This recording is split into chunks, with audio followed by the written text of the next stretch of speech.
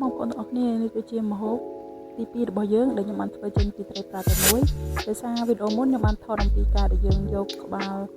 របស់ត្រីប្រាទៅធ្វើម្ហូបសឡម្ជូរក្រសាំងជាមួយនឹងការដែលបងជាមួយនឹងជីនាងវងហើយនេះជាវីដេអូទី2ដែលខ្ញុំបានយកខ្លួនត្រីប្រាម្ដងយកមកធ្វើម្ហូបសម្លប្រហើរពីត្រពាំងហើយនៅក្នុងនោះខ្ញុំបានថតគ្រឿងផ្សំតែមួយទេគឺដោយសារខ្ញុំភ្លេចហើយខ្ញុំក៏បានថតវីដេអូឥឡូវវីដេអូនេះគឺសម្លចិត្តឆ្អិនហើយគ្រឿងផ្សំរបស់យើងអត់មានអីច្រើនទេបងប្អូនមានដូចជាផ្លែម្លងហើយត្រពាំងហើយស្លឹកនោះដែលខ្ញុំបានបេះនៅជិតផ្ទះគឺជាបន្លែធម្មជាតិទាំងអស់ហើយនឹងមានខ្ទិះដូងហើយនឹងខ្លួនរបស់ត្រីប្រាដែលយើងយកតែខ្លួនទេយើងអត់បានលាយឡំជាមួយនឹងក្បាលទេ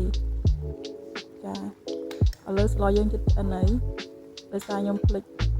ថតគ្រឿងផ្សំឥឡូវយើងមកមើលសម្លចិត្តឆ្អិនទាំងអស់គ្នាសិតតែបន្លែធម្មជាតិ